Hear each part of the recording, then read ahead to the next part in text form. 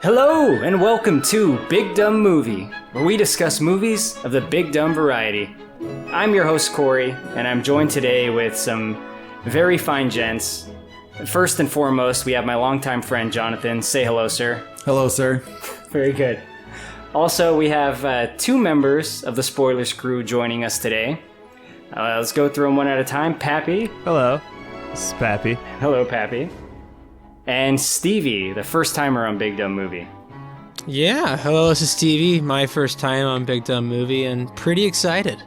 Awesome, we're happy to have you. I'm happy to have all three of you, so want to get that out of the way. I listened back to a couple other episodes where I didn't properly thank my guests, and I felt really bad afterwards, so I want to thank you all three right off the top for being here. I do appreciate it. You got some this is basically a spoilers episode. I mean, the three of us are on spoilers, and then Jonathan. So it's kind of like a spoilers cinematic universe crossover episode. Seriously, it's a crossover book, this one. So all four of us are here ready to review Baby's Day Out, a 1994 movie written by John Hughes. I guess to kind of kick things off, to get some proper introductions to see what you guys are about, I was going to ask about John Hughes movies, but I'm going to hold off on that. Stevie, you've seen Baby's Day Out before today, I assume? Many a time. Okay, why don't you tell us about your experience with this movie? Like, did you grow up on it? What was it like? So yeah, I grew up watching movies at a very young age, and I think this is one of those movies, because I was probably 3 years old when this came out. I think this is one of those movies where my parents would put it on to kind of keep me busy, but they could do other things. But I do remember loving it as a kid. So I've watched it throughout the years, and it still makes me laugh. So you were like a real baby bink, just watching another baby movie? That's exactly what it is. He would recreate it as a toddler, wandering around Elkhart, doing. It's just like paying it forward. Like the book teaches the kid in the movie, and then the movie teaches the kid in real life, and then some kid copies you. Exactly. Pappy, what about you? Did you grow up on this? Baby Pap? I actually did, and I was pretty excited when you asked me to podcast on it. We went to Sam's Club when I was a kid, and we got to pick out some movies. And we got a double pack of the Adam West Batman movie and Baby's Day Out, and I think I was around 7 or 8 at the time. And we watched the Batman movie, and it was awesome. I loved it. And we watched Baby's Day Out, and I think that was the first time in my life I watched a movie and realized that not all movies are good. I don't know if you guys had a moment like that. That was the moment, huh? Yeah, I think I just I'd always thought assumed that a movie was good. They made the movie, it must be good. I remember just I'm never gonna watch this again, and it was relegated to the bottom of the VHS box. Oh God. Yeah, for me, those movies were in the very back. There was a deep cupboard underneath the TV, and the ones that were lame, we just put them in the very back. But man, I'm surprised you like that Adam West Batman movie. Even as a kid, I didn't like that. I thought it was silly. But I remember that moment of realization too, when you were when I'm sure all of us at one point were fuck, some movies are bad. Yeah, definitely. It's a part of growing up, ain't it? I mean, Jonathan, you probably realized that very recently. Oh my God, man. Oh my God. As the more movies that I watch, and I try to introduce my son to different movies that were I thought were awesome when I was a kid. And I'm like, fuck, this movie sucks. I can't even show this to my kid. Did you watch this movie with your kid, Baby's Day Out? No, nope. I'm glad I didn't subject him to this. Oh, harsh. Hilarious side note, Korey. My cousin Adam, who also follows me on Letterboxd, just texted me out of the blue. Little known fact: I had Baby's Day Out nightmares when I was a kid. I fucking hate Baby's Day Out. As we're recording this podcast, he sent that to me. Baby's Day Out nightmares. Wow. Solid review. What are Baby's Day Out nightmares? Joe Mantegna dressed up as a Frenchman chasing you around? What's... The smell of his nuts being barbecued by a lighter. Yeah, how did that baby even get a Zippo going, man? Come on. It was Vern Troyer, okay? Oh my God. So that leads me, I guess, not really, but I'm going to ask another question now. John Hughes movie. So this movie was written by John Hughes, who's written a ton of movies. He's kind of like a prolific and well-renowned writer in Hollywood. I'm going to ask each of you, but starting with you, Jonathan, what is your favorite John Hughes movie? There's so many to choose from. I've always been a big fan of 80s movies, the Brat Pack stuff, things like that. But I think the one that I really have to choose is National Lampoon's Christmas Vacation.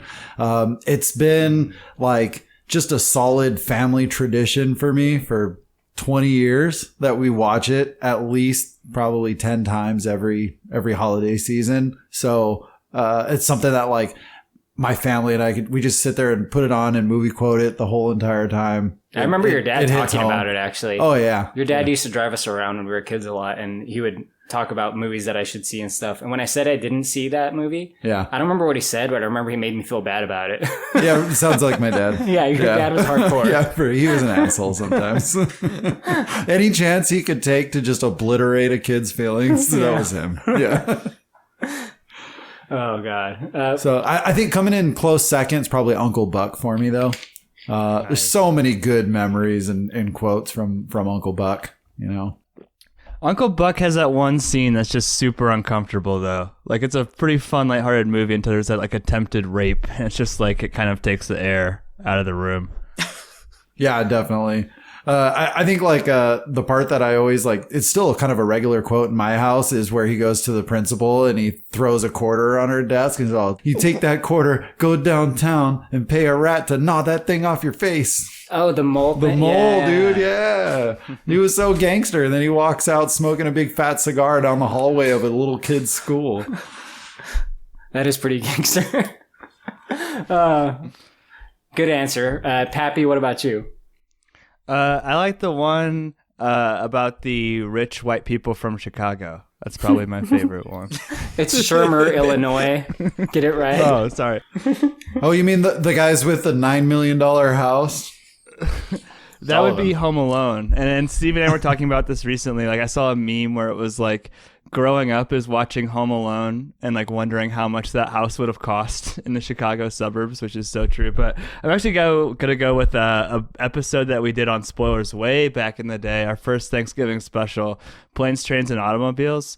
Another John Candy one with Steve Martin, probably my favorite Steve Martin movie too. It balances the humor, and I know that like it's been parodied on Family Guy, but the heart at the end really does get me, and the "I like me" speech, like it really moves me, and so I think it like finally like it strides the line really well of like the John Hughes sentimentality along with like a lot of the great comedy. Oh, very well put. And it probably has one of the best uses of the word "fuck" in any movie I've ever seen. Yeah. Welcome to Marathon. May I help you? Yes. How may I help you? You can start by wiping that fucking dumbass smile off your rosy fucking cheeks. Then you can give me a fucking automobile. A fucking Datsun, a fucking Toyota, a fucking Mustang, a fucking Buick. 4 fucking wheels and a seat. I really don't care for the way you're speaking to me. And I really don't care for the way your company left me in the middle of fucking nowhere with fucking keys to a fucking car that isn't fucking there. And I really didn't care to fucking walk down a fucking highway and across a fucking runway to get back here to have you smile at my fucking face. I want a fucking car right fucking now. May I see your rental agreement? I threw it away. Boy. Oh boy, what? You're fast. What about you, Stevie? What you got? I'm gonna have to go with Planes, Trains, and Automobiles as well. That movie is just so hysterical to me, and plus, I have to fly down every year to the most southern part of Florida and drive my grandma back to Indiana every year. And I don't know why, but every time coming back, Ray Charles's Mess Around comes on, and it always makes me think of this movie. So definitely Planes, Trains, and Automobiles. Nice. I mean, personally, I'm going to have to go with The Breakfast Club. Now, I know you guys had some like varying views when you did a spoilers episode on that. For anyone listening, check that out, by the way. I looked it up. Spoilers episode number 160. Thank you. Nice. I think you guys determined that Josh was like the John Bender of the Spoilers crew. I might be. You'd like to think. I'd be misremembering that. I don't know. I don't know if he'd be happy about that. He's not here to defend himself. But that's like the teen movie to me. It just has like all the 80s teen movie feel summed up. Fast Times at Ridgemont High is probably a close second, but The Breakfast Club was like my favorite movie when I was like 11 years old. Very inappropriate, but that one is a classic and a lot of nostalgia for me. The only thing that gives Fast Times at Ridgemont High brownie points, because boobs, man. That's true. That's it. That's true. It's got the classic Phoebe Cates scene. Yeah. Which has also been parodied a number of times. I'm okay But with that. John Hughes wrote this movie, Baby's Day Out, which, I mean, he was really riding a very specific kind of wave in the 90s, wasn't he? What do you guys think of the similarities between this and like Home Alone and, I don't know, some of the others of that era? Extraordinarily violent compared along with Home Alone. I guess kind of like the whole kid in peril thing as well. Is that what you're getting at? Yeah. And the bumbling villains that are, you know, just kind of falling around all over the place. It's like he had a certain like thing he was going for in the 90s, it seems like. Yeah, I feel like he was just trying way too hard to make this movie work. Way too hard. You think he was trying hard? I mean, what do you do with 45 different B, C, and D actors in a movie, you know? I mean, $50 million budget for this movie, and you don't have fucking anybody. That's right. $50 million. Dude, they gave him $50 million to shoot a baby going around town. I mean, technically two babies, but yeah. Well, technically. Well, I mean, John Hughes could, like, when he was cranking out his best movies, could probably write an entire screenplay in, what, a weekend? Yeah, they did say something like that in a book I was reading. Oh, you guys have read this book, Disney War. They were talking about that. It's amazing. Yeah. Yeah. And he was doing a lot of cocaine in those days. I don't know if that went into the 90s as well. But I could picture him writing this in a Saturday afternoon with no edits. That's it. It's a weird, like, choice of like to do this in live action. I was looking at Siskel and Ebert's review back in the day, and that's what Ebert said, that it's just not funny to have babies in peril. And I don't know if that's my criticism for it, but like it's a weird choice to have us like John Hughes movie with like real people, like you said, with B, C, and D actors. It feels like it should be like either like an animated short or maybe like a 70-minute like animated like Disney feature or something. It's just a very strange choice, like to read that screenplay and be like, you know who we need? We need the guy from Scrubs. What's his name? Is the cop? Yeah, that would be a good addition. Yeah, we were just talking about that before we started recording. Yeah, $50 million is pretty high, ain't it? That's where did it go? Like the green screen, the score. I don't like. Where did that money go? The stuntman. Rick Baker. I don't know. Rick Baker worked on this movie, which is a crazy thought to me. That, I mean, Rick Baker, Baby's Day Out, it just does not go together, considering the kind of stuff that he normally does, like really in-depth creature effects, like American Werewolf, and yeah, it's just crazy to me that he was involved. But the return, we talked about the budget. The return was $16 million. Oh, total flop. Yeah, total fucking flop. That's like bad. I think that's probably one of the worst box office returns of any movie that we've done on this podcast. Hey, what year did this come out? 1994. Could you imagine replacing this, the three crooks with like Animaniacs, doing it animated and just having them three chasing around a baby around town? And I guarantee you it would have brought in more than $16 million and it wouldn't have cost 50. I guess it depends when it's released. Do you guys know what this movie went up against? Think about it. I'll let you guys take a guess. It came out mid-1994. Forrest Gump. Pulp Fiction, Forrest Gump, and Shawshank all in one weekend. All right, let me rephrase. So, kids' movies. Oh. Shawshank. Shawshank. Oh, God, that's disturbing. Give me a hint. Disney. Aladdin. It wasn't Aladdin. Lion King. It came out the same fuck. weekend as Lion King. Everything was fucked that weekend. God. So this movie stood basically no chance. Did you read the IMDb facts at all, Korey? I went through a couple of them. Did you see the one, like the Roger Ebert essay that he went to some town in India where it had like the biggest theater, and he was asking him like, what's the most popular movie ever? Like, was it Titanic? Was it Independence Day? And they're like, no, it was Baby's Day Out. It ran for like over a year, and then they ended up making a sequel for it.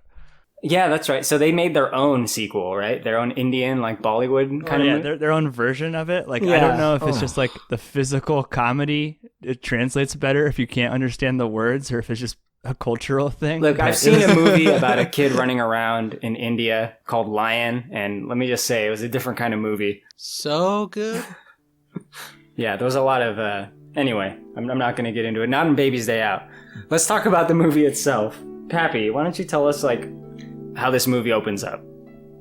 Yeah, so this is, like I mentioned at the top, the typical John Hughes movie. These white people are a little bit richer than we usually have. He seems to be a young executive family, and I've been watching a lot of Sex and the City. Miranda is the nanny with an English accent, and what's her name from Twin Peaks is the mom. Lara Flynn Boyle? Yeah, Laura Flynn Boyle. Also in Men in Black. Yep. And I don't think, is the dad anybody noteworthy? Yeah, he's Corky Romano. No, he's Gulia from Wedding Singer. Yeah. Yeah, he marries Drew. yeah. He was going to marry Drew Barrymore.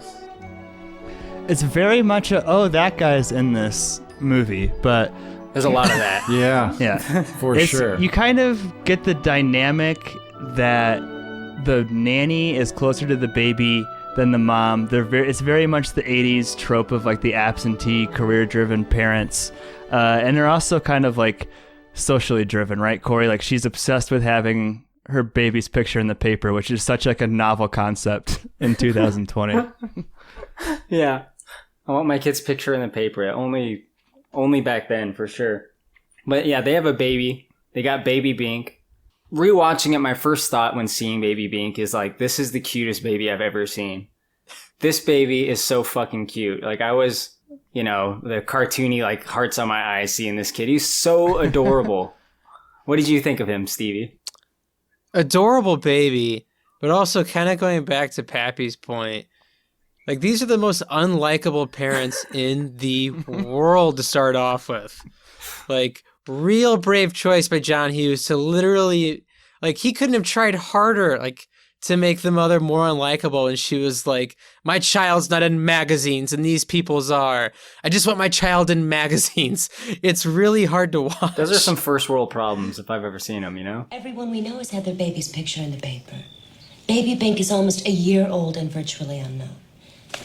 I can't count the number of times I've been asked why we're keeping our baby a secret. You're right. The only way to quiet that kind of talk is to have our small-minded friends open up their newspapers and see a photograph of the prettiest baby in the city. Mm-hmm. And that house is just obnoxious. like I even texted this to Pappy like halfway through. It's like, how is it that we landed the scumbag kidnappers are more likable than the parents of the kidnapped child? Well, not only that, not to jump too far ahead, but there's a scene later when they think they might have a tip to where the baby is, and the fucking rich-ass parents go into this tiny Chicago apartment to this single mom who has like 6 kids to feed, and the mom is like really sincere, and she's like, I hope you find your baby. And the mom says something to the effect of, well, I hope you're never in my position. It's like, Jesus Christ, like how tone deaf can you be? That is pretty fucked up. I agree.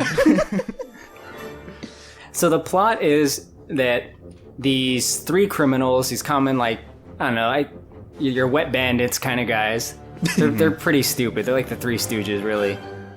They decide to kidnap this baby. They're going to pose as the photographers that were going to come and put the baby's picture in the paper. And they're going to hold the baby for ransom because his family is very wealthy. Jonathan, what did you think of these guys? Oh my god, dude. It just kept getting worse and worse. I mean, What do you really say about these guys? It's just a fucking joke. Dude, I mean, Joe Mantegna's fucking awful French accent, you know? I mean, did you know, like, it bothered me that he kept sticking his tongue out when he was talking. Did you notice that? Like, I noticed it. He had this, like, horrible, like, mouth gap and would, like, stick his tongue out when he would say things. And it was like, and then he's like, I really need to be alone with your baby, you know, and, like, all this stuff. I'm like, okay, what fucking mother or parent would allow some strange photographer to be alone with their infant child, especially a French guy? I mean, come on. Supposedly French. You're right, because these guys are already pretty shady. Like, they're like the kind of guys that shout things at you and they do it very close to you. So there's already something very off-putting about them. Yeah. They're like close talkers, like, for sure. Like, you know, the people that just talk way close to your face and you're super awkward and uncomfortable. And to that end, may I ask one small favor? May I have some time alone with the child?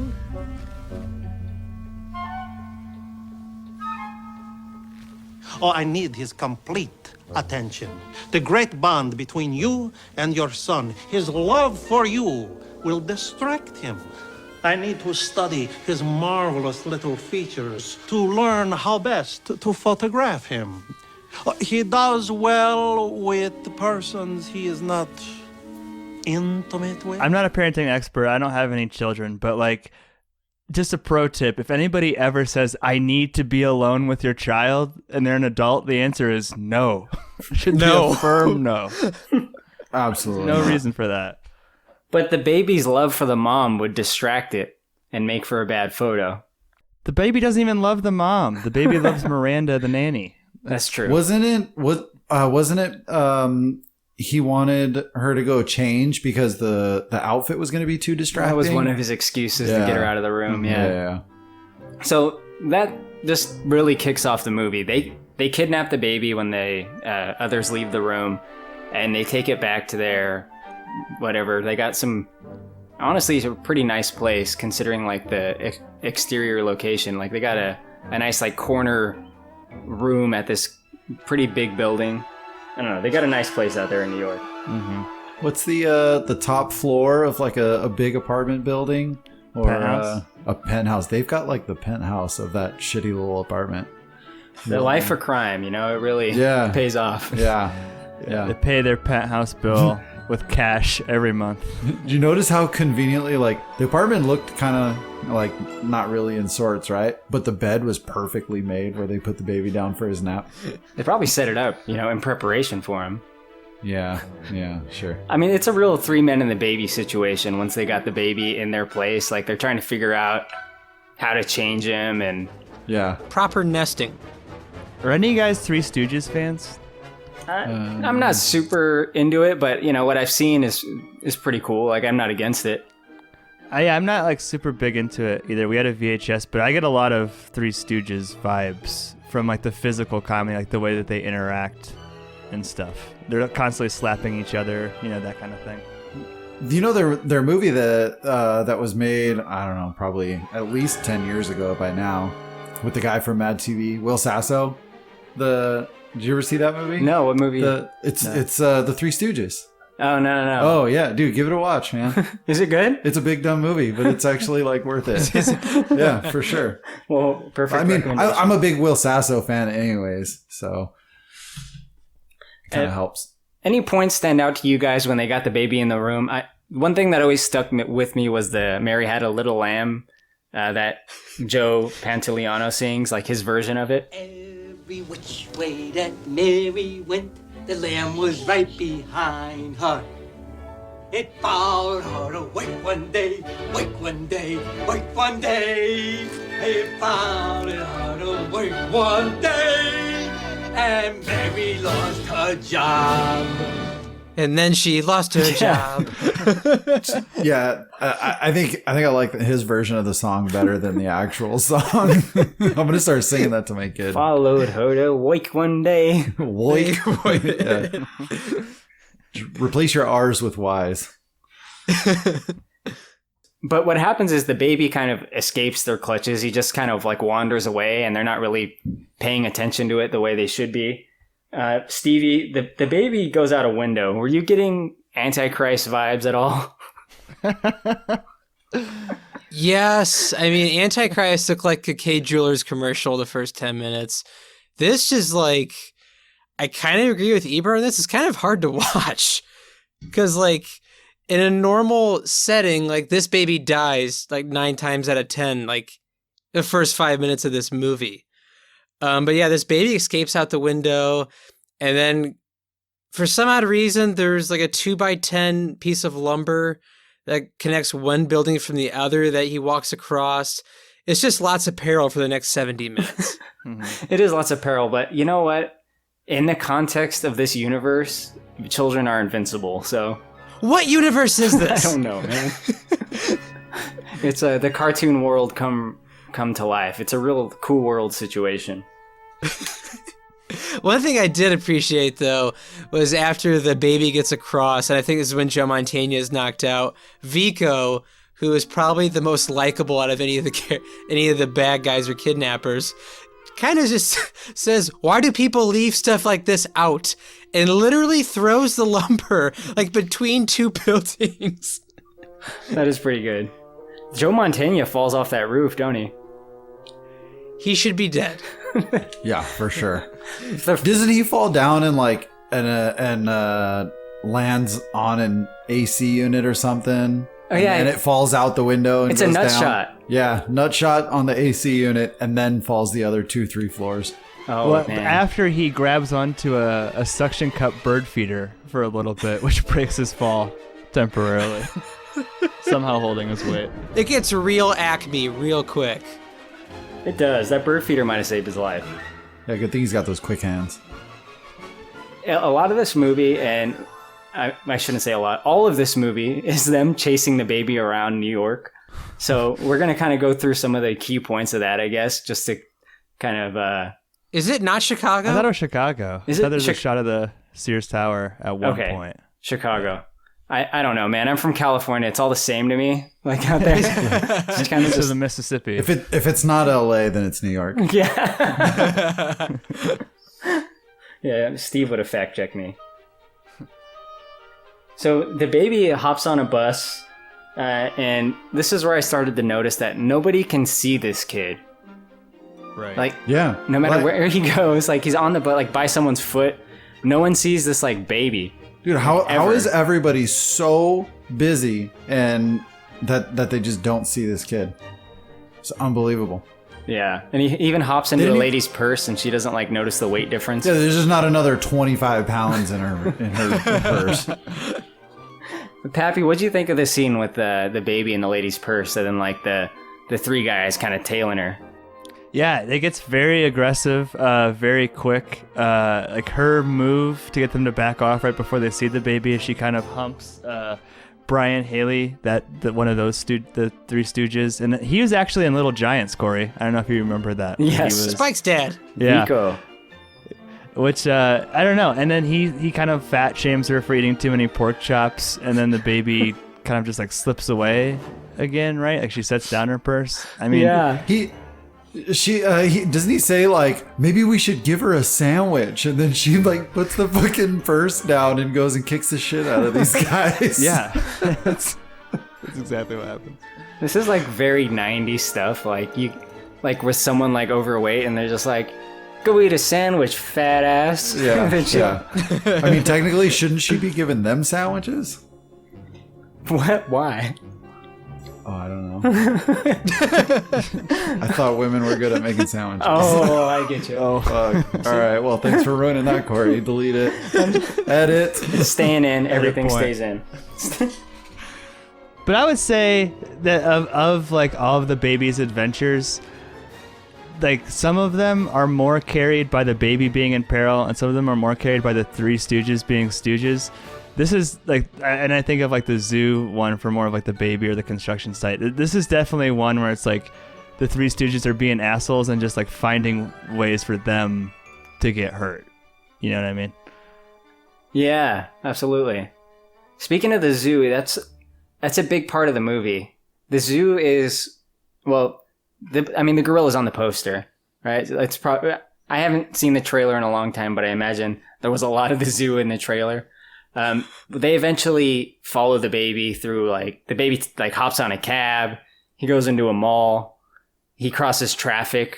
He gets pushed like 30 feet by a revolving door in and out of that place. He like conveniently gets picked up for a diaper change. Yeah, that's right. He has like a rest stop. Yeah, because apparently like that toy store has like a daycare or something. Yeah. It's like a That must have been like station a 90s thing. I don't remember. Yeah. I'm pretty sure I would not let some fucking department store lady change my kid's diaper. Especially because they can just like get away. Yeah. Like the kids there can just escape, clearly. Plot twist. She actually steals the baby. It's a real, Casey Anthony situation. Right. Oh. So I'm just going to gloss right over that. So they make their way to a zoo, Stevie. Now, in the zoo, they spend most of their time in like it's not just gorillas. It's like all the great apes are in one building where they're primates. All the primates are in one area. Stevie, why don't you tell us what goes down there? So the baby is in the pen with a giant gorilla. And this is, I mean, there's not great dialogue in this movie, which is sad because John Hughes wrote this movie, even if it is like a kid's movie. But there's one line that's always stuck out to me, and that's when Joe Mantegna looks at Vico when they're trying to figure out how to get the baby out. He just looks at him and he just goes, "You have long arms." What? You got long arms. I don't know why. But you nailed that it. Line, you got it down pretty good. That line has always made me laugh so hard. And that's when we kind of get to like Vico trying to reach for him. And that's when the gorilla breaks his hand. Then afterwards, it's, what's that guy's name? Norby? Yes, Norby. That's Joe Pantoliano. Yeah, that's when he tries to use a broom to get him out. I think that's right. He tries to use a broom, and the gorilla knocks him 100 feet in the air. And I cannot remember for the life of me what Joe Mantegna how he tries to get the kid out. So they wait till the gorilla's sleeping and the baby's sleeping, and he kind of just tries to like drag him out, but the gorilla wakes up and like grabs his arms and yells in his face, and then tosses him across the room into like the I don't know animals, the chimpanzee area, and like his ass like splits the steel bars. Yes, like when he gets thrown across the room. Wasn't he reaching in and was like able to grab the kid's shoelaces or something and started like pulling him by the shoelaces? Yeah, and the gorilla. I think that's like when the gorilla trapped him with his own feet. Yeah, dude, he like judo chopped his hand or something and then threw him. Yeah, I like to think that this is actually Harambe before he died. I was thinking about that. Oh god, he's always looking out for the kids, you know, Harambe. Okay, did anybody else notice why? First of all, why were the bars for the cage so thin? Second of all, why would they put bars wide enough for people's heads to fit through? Yeah, because every one of their heads fit through those fucking bars. Look, I've gone to the zoo and seen gorillas. There's like some kind of crazy glass, like some unbreakable glass. They don't just have bars, you know. Or there's like a 30-foot pit yeah, with like separation and water separation. Yeah. I like this setup a little bit better though. You can just reach in and pet it. It'll be fine, you know. Sure. Yeah. If Tiger King has taught me anything, it's that it's fine to just reach in and just give him a pet. Absolutely.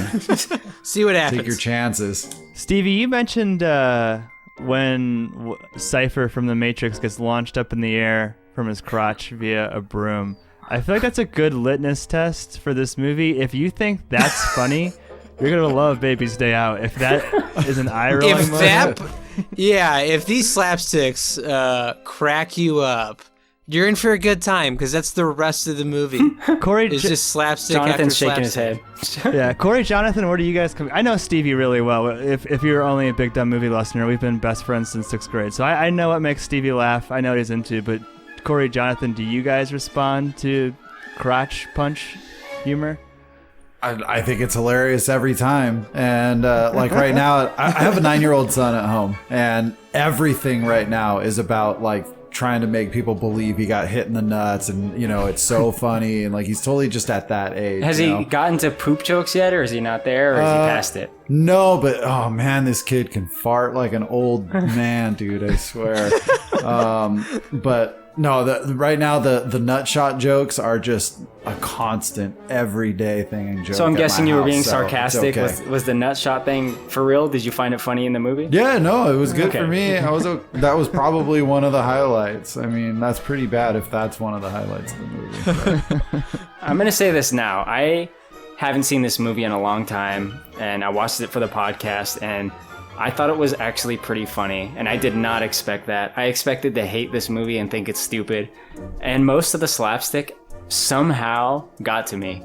And I do not laugh at that kind of stuff normally, but I was pleasantly surprised. I was with it. There was seriously only one scene that I cracked up laughing, and it's such a dumb scene. But you remember when the Three Stooges they're in their van, which is the most ridiculous van I've ever seen, right? Did you notice it doesn't even have a slider door on the side?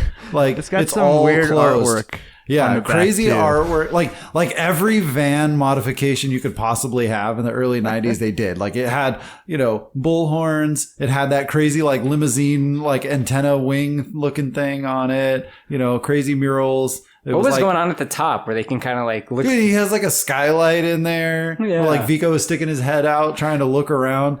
But the only one scene that had me cracking up was where they plow straight into the back of that taxi. Yeah, that because was they see that thing parked for like a mile and a half and like, holy shit, oh, I'm just going to plow into the back of this taxi. We got to hit it, boys.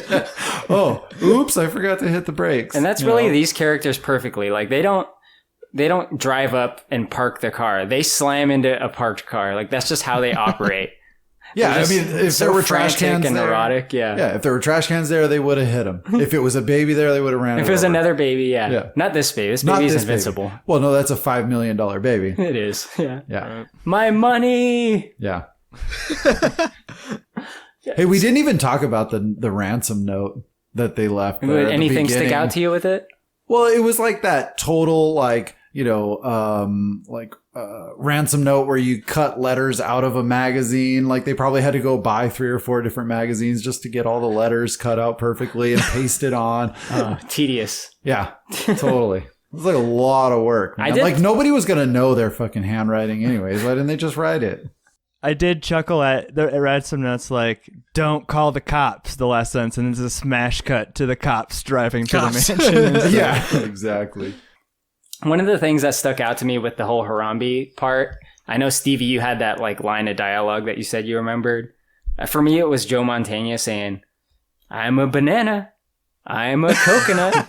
I'm an entire fruit salad." Hey, King Kong, hey, over here. I'm a banana. I'm a coconut. I'm an entire fruit salad. Over here. Hey, look. I'm the jungle boy. Over here. That's it. My little brother Tyler watched this movie a lot when I was a kid, and I was a little bit too old for it. I didn't like it that much, but I feel like every time I walked in and he was watching it, it was the gorilla part. So I've seen that bit a lot. I think he might have just like rewound that bit. He had a tendency to do that sometimes. I'm sorry, Tyler, if you're listening. Mad respect, bro. But I do want to talk a little bit about something Pappy touched on with the tip that the cops and the family get. So someone calls in a tip. They say, "I think I know where the baby is." And it's like a supposedly concerned citizen, but you can tell he's just a scumbag that wants money. And he says, "Yeah, I saw the baby over there at that house." And it's kind of like, you know, in a not great area. You can tell the family's pretty poor. And what happens is the cops and the family, they go knock on the door. They basically, I mean, this is a little bit of an exaggeration, but they kind of like kick in their door and they're like, "Where's the fucking baby?" They just start searching around their place. It's an ugly scene. It is, man. It's bad. It's Fred Thompson, former presidential candidate, is one of the cops. It was a total racial profiling scene right there. Like, just because it was a blonde kid with some fucked up teeth, you know, they're like, "Oh, he's in there." Hey, speaking of B and C celebs, or actors, did you notice who the caller was? He was the guy from Dumb and Dumber. When he's all, give me my pills. Yeah, that guy? the rat poison guy. Yeah, the rat poison guy. It's like we said, there's a lot of like that guys in the movie, Yeah. and I couldn't quite put my finger on him. Yeah. But that part did fucking bother me a lot when they went in that. It's like, of course they gotta go fuck with the poor people, you know? Yeah, right? Exactly. I love it how he's trying to give information and the dad's about to give money. He's like, please keep your money. It's no good here. Then he lays down a little bit of money, withholding information. Puts down more money, gives a little bit more information. It's really greasy. Yeah. What's the point of that scene, Korey? Like, why is that scene in this movie? What does it accomplish for the film at all? I have no fucking clue, man. I can't defend it. I can't. It's the cocaine, Pap. It's just really weird, right? Because I understand that the energy level that this film has, the crotch punches, the flying through bars, the lighting people's testicles on fire. That's such a high energy level that you have to have somewhere else to go. But why are we going to abuse the civil rights of poor people and not kick down their door? I don't understand what's happening. The only thing that I could think of that would lead into that was because just before that, the mother, I don't even remember her name, but Laura Flynn Boyle, she had just spoken about getting her baby's picture in the paper, but it was obviously for the wrong reason. Yeah. And then it led into him calling in with his, tip. So, but that's it. That's like the only entry point there for that scene. Yeah. To get back into the fun side of the movie, I guess, we talked about lighting a dick on fire. We get to see that in the park because you don't get to see the dick, unfortunately. Unfortunately. Hey, if you want Joe Mantegna's dick pics, I'll talk to you after the podcast. All right. Baby's Day Out, unrated. So the robbers, the kidnappers, whatever they are, they do catch up with the baby, and they are in some kind of big park, but the cops show up and they have to hide the baby because everyone's looking for it. Joe Mantegna puts the baby in his lap, puts a coat on top. Stevie, what plays out? This is so strange to me because how bad are these cops? I know it's a kid's movie. I know you're supposed to suspend reality a little bit, but Joe Mantegna looks like he's hiding a golf bag underneath his legs, screaming, acting so strange, and the cops are just letting it go. But talking about barbecues. Yeah, it's really odd. Just because you figured John Hughes would be a better writer than this, unless someone else wrote it and he just attached his name to it. I'm so confused by it. But yeah, so Baby Bink somehow got a hold of his lighter and is lighting his testicles on fire while these cops are just doing chit chat with him. If we see anything. Excuse me. If we see anything, we'll be sure to notify.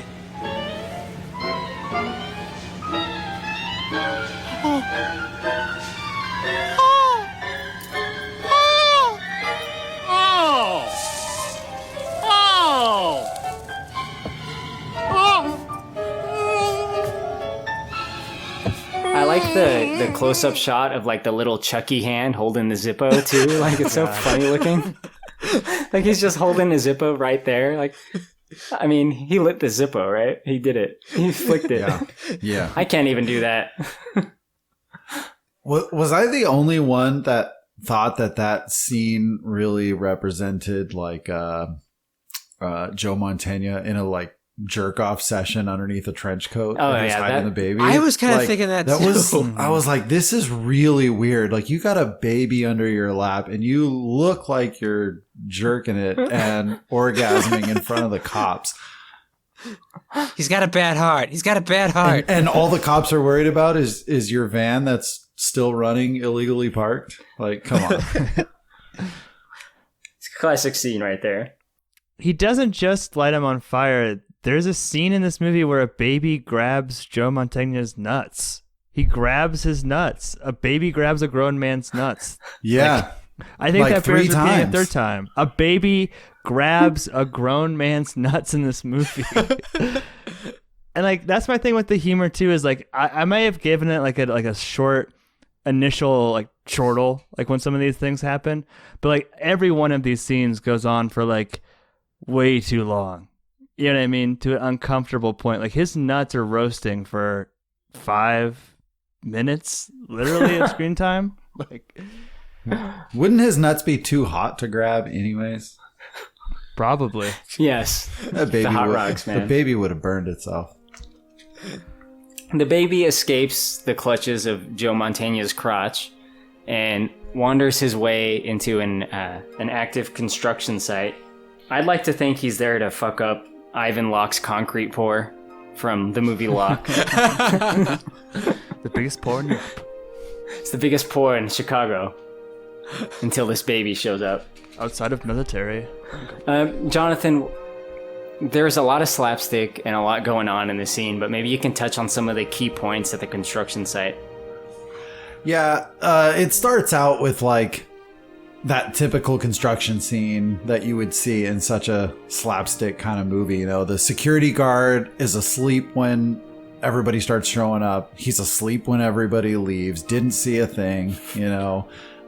There's like random sparks and welding and shit going on like every other floor, even though this building is like 50 stories tall. It's like, I mean, I'm in the construction trade, so I have so many problems with this scene. It's just unbelievable.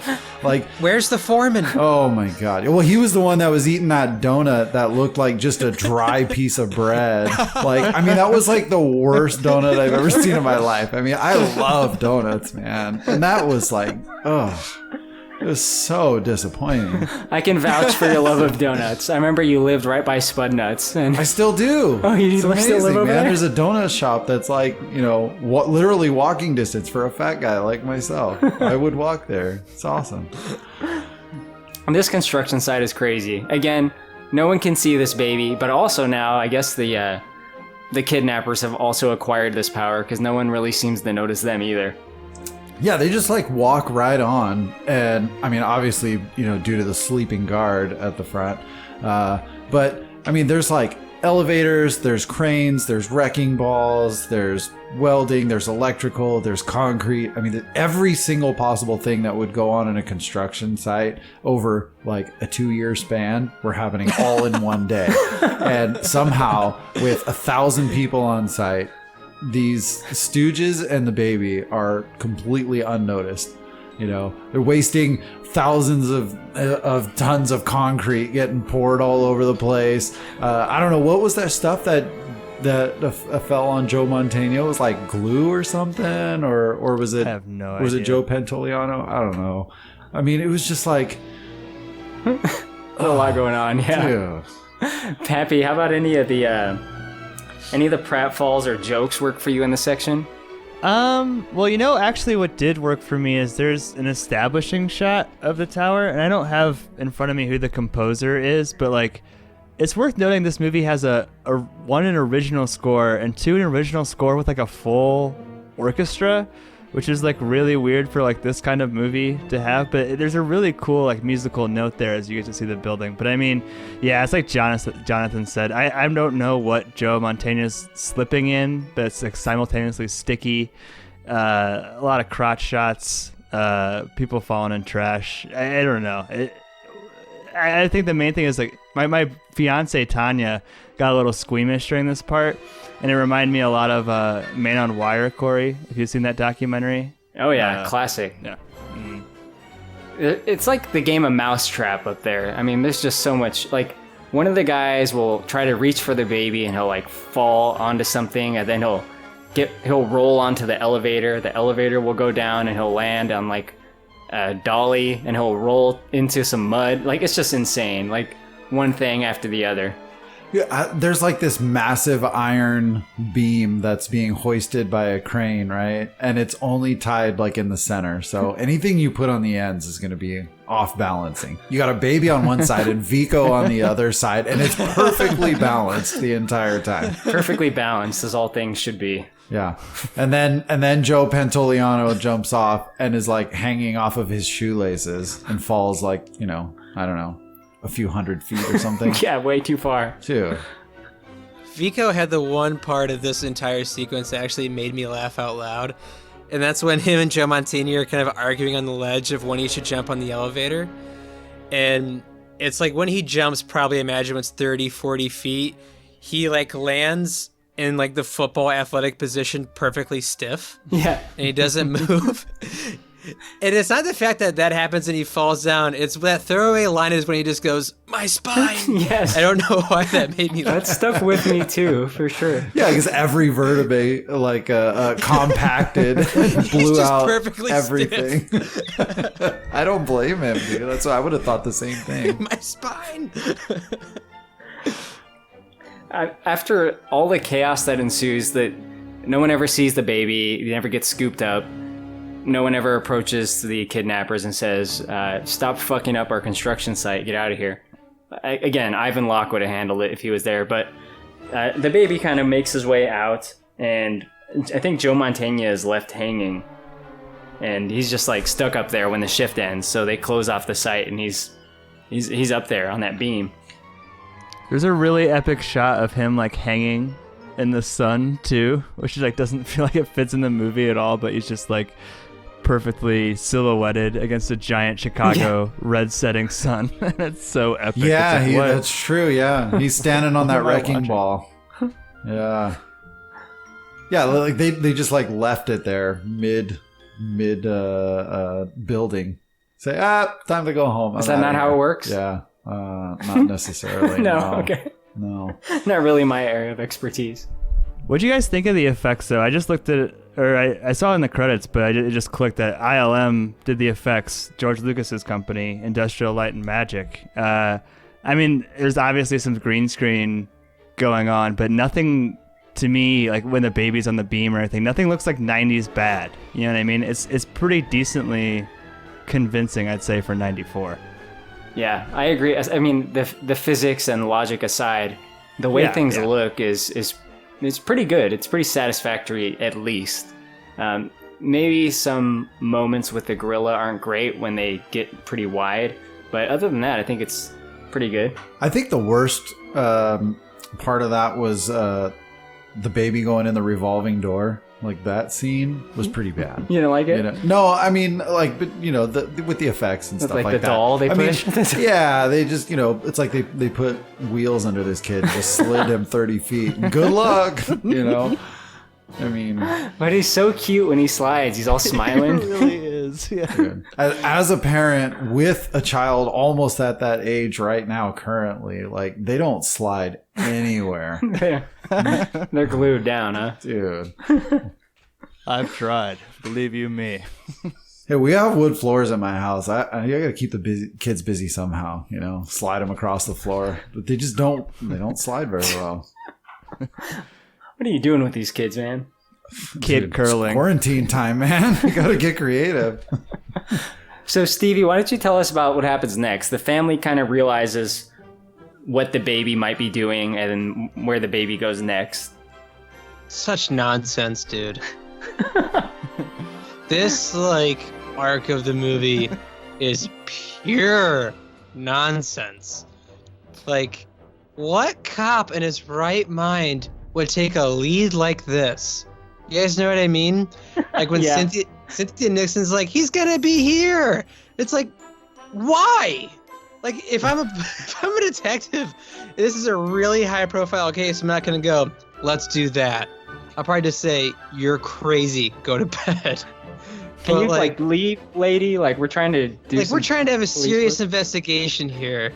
But yeah, it's kind of shows the conclusion of like he's following the pattern of the book and all the leads they've gotten, like kind of match out the book. So they go, was that kind of like a, what would you call it? Well, not an AV hall, but more of like a retirement for veterans? Yeah, it seemed like it. Yeah, it seemed like a retirement home for veterans. That was like an old veterans hall. Like they're all like Moose Lodge or Elks Club members or something. They're all there just to get shit-faced cheap, you know?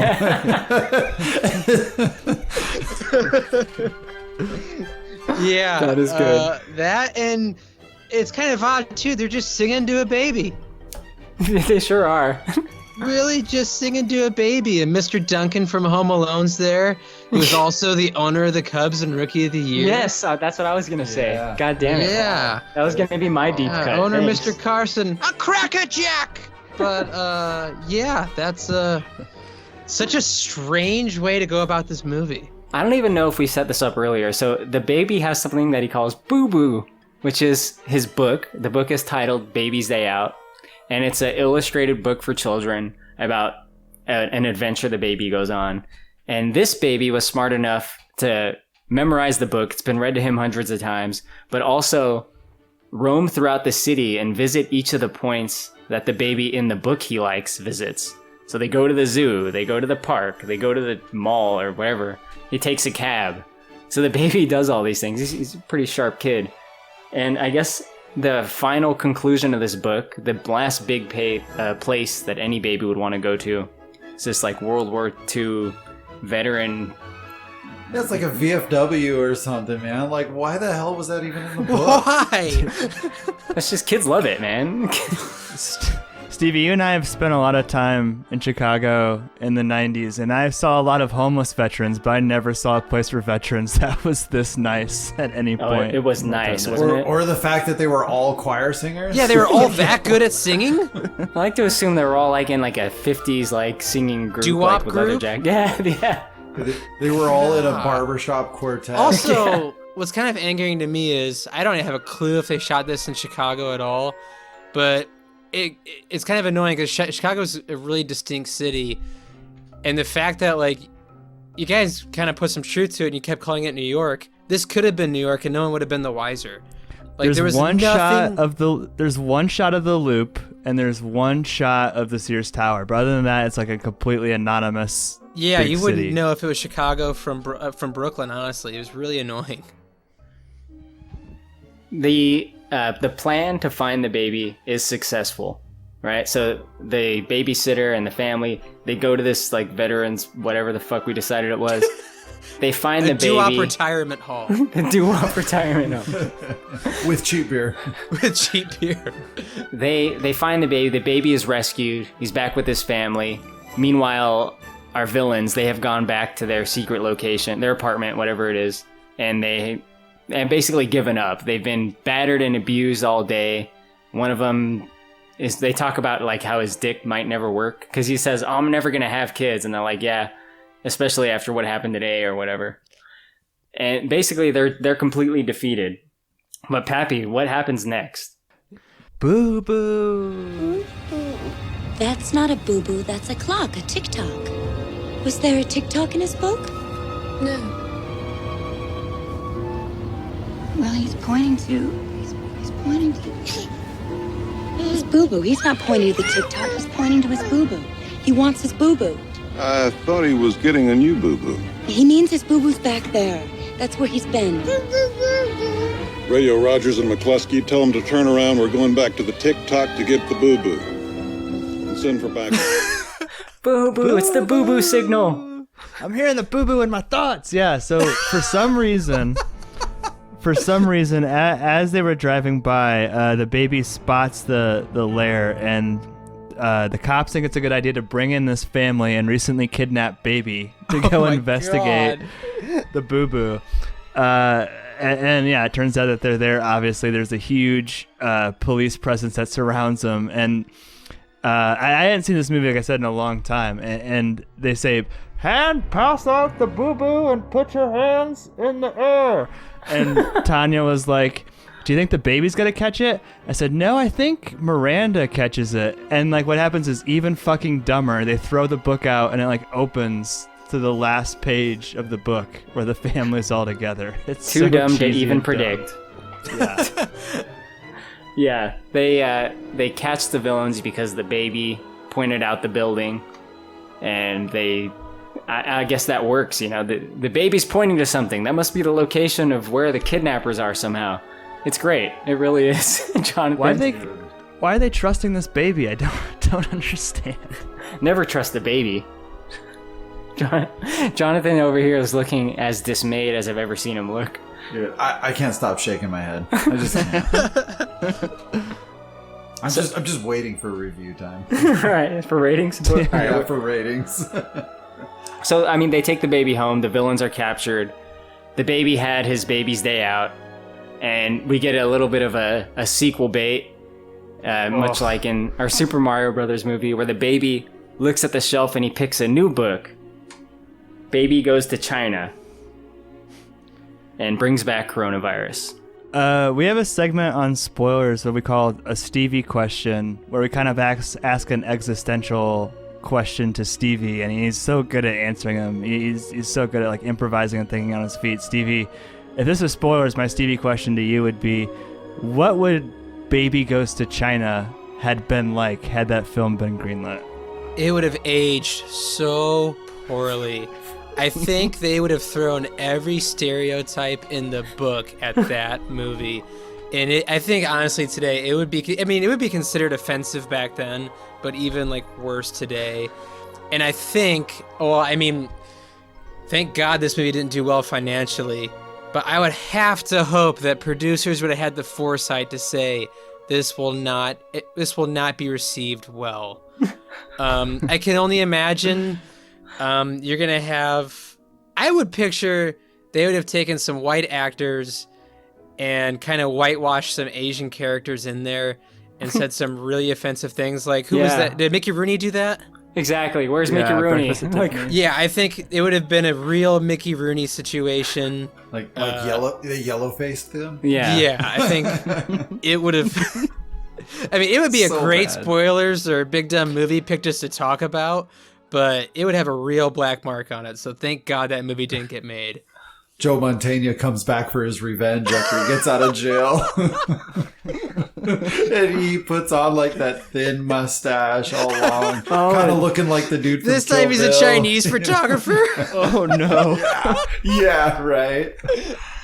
Oh man. Oh man, I had to hold back something right there. All right.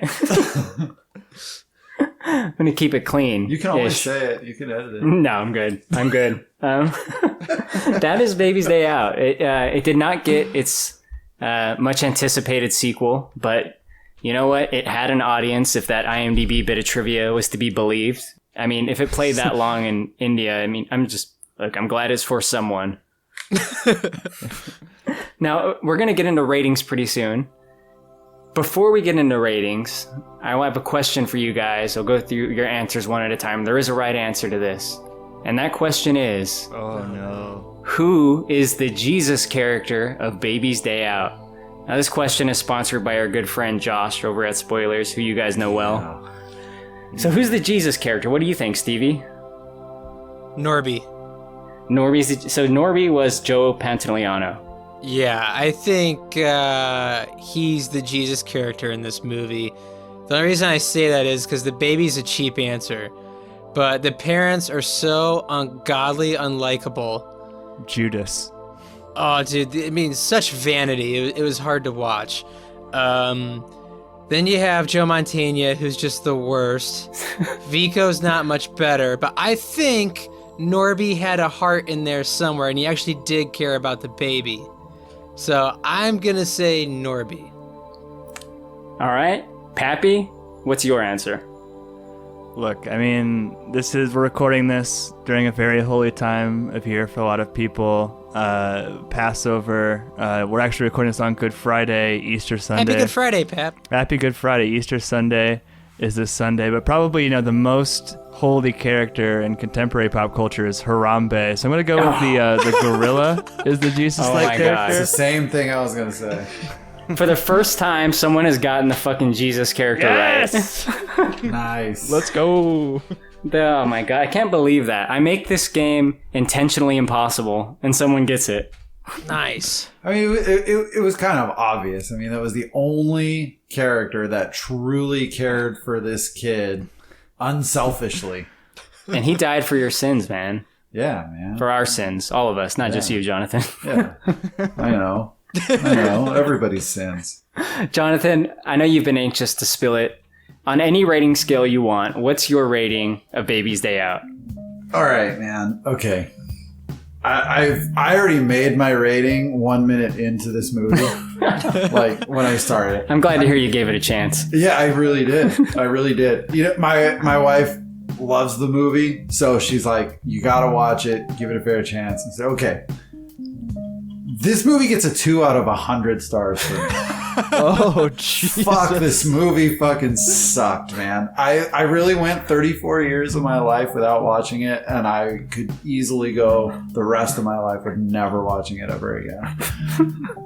I mean, I don't know, man.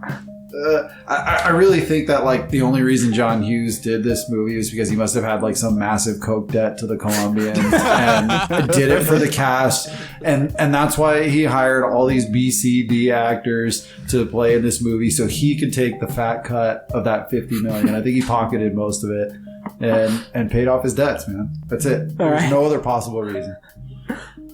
Mystery solved, and thank you, sir. Yeah. Stevie, why don't you go next? Man, I didn't hate the movie as much as Jonathan.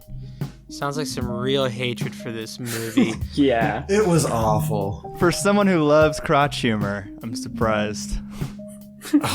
Me too. I'm really surprised. So this is what I would call a YouTube movie, which is what I called The Last Jedi, which is if you want to find your favorite parts of this movie, there's clips of it on YouTube, and you don't have to watch the rest of it. So I will give this a no, but I still think the part that made me laugh the hardest is when Joe Mantegna looked at Vico and just said, "You have really long arms." I don't know why that line made me laugh so Such a random line. Such a random that line. sticks I with don't you. know why I thought it was genius, but I will give this a no. But there are definitely funny moments, including the "That's how you put out campfires." When he stomps his nuts. Yes. Yeah, I did. What a great send-away line. That's how you put out campfires. I'm going to go next. I'm going to give it 7 out of 10 flaming testicles. Whoa. Now, my rating is pretty high, I know. All right. Look, I don't know. This goes against everything that I would say about movies that I like versus movies I dislike. On paper, this is not the kind of movie I like. Maybe it's because I hadn't seen it for so long, but I was just, I don't know, it was just delightful to me. Like, it's so silly. Like, no one's really getting hurt. So if I see some violence on there, it's not for real. The baby's never in danger, so I'm never worried about it. The thing that bothers me the most is that one scene where they approach the people that supposedly kidnapped the baby, and it's just a normal family that's kind of poor. That ain't cool. But other than that, I mean, it's a pretty like cheerful, silly, happy, cartoonish movie that I don't know. I can't quite put my finger on it. It's like, it's just kind of nice. And I am anxious to show this to my nephews and nieces who are about the age that I think will appreciate it. My kid's a little bit too old. So I think the younger audience would like it as much as I do, I hope. Anyway, that's my rating. Pappy, you are the last one.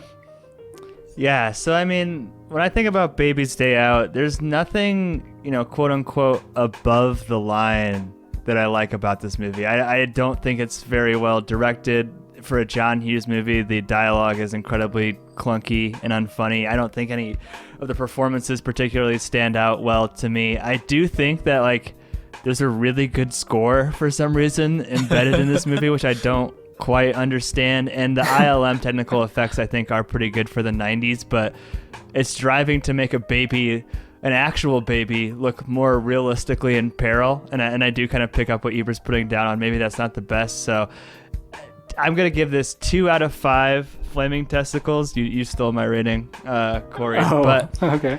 But I will say that if you like elements of this, like everything in here has already been done in film so much better. Like if you like the physical comedy, like there's Buster Keaton stuff or Charlie Chaplin stuff. That's like this. That's so much funnier. And kind of even like the oblivious baby stuff. Like Mr. Magoo is an Oscar-winning cartoon short, and that's kind of like the same humor. The baby walking in blindly, Mr. Magoo walking in blindly. So yeah, I think it's just like a bunch of stuff that John Hughes liked. Three Stooges, like Buster Keaton and Mr. Magoo, and he kind of combined it into this baby thing that just didn't work for me. So if it was a spoilers rating, it'd be a no. On a big dumb movie, I'm gonna get 2 out of 5 flaming testicles. Some say that Chaplin took inspiration from this movie. So you really got to look at the roots of it all. Some do say that. Three Stooges series was based off this movie. Yeah, loosely. Yeah.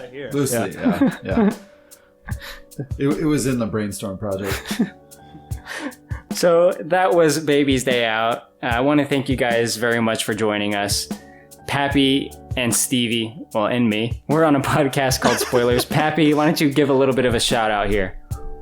Yeah, so I think about this time we'll have an episode on Mulan, the 1998 version, the cartoon version coming out. So definitely check that out. And we're almost done with our Fast and Furious series. And one last thing too, if you like children's entertainment on Spoilers, Stevie, you and I made podcast history. We're the only podcast to rank every single Disney animated feature in one episode. So much fun. Cool. Yeah, so check those out. That was a really good episode. I enjoyed it a lot, actually. I did have a question for you guys that I never got to ask. How come a Goofy movie isn't on there? It's not technically a Disney animated movie. Ah. Mm-hmm. That's why. It was made in like Florida with like their B animation team, basically. Yeah, it wasn't technically Disney animation. Oh, fuck. Then it's better that it has any right to be in that case.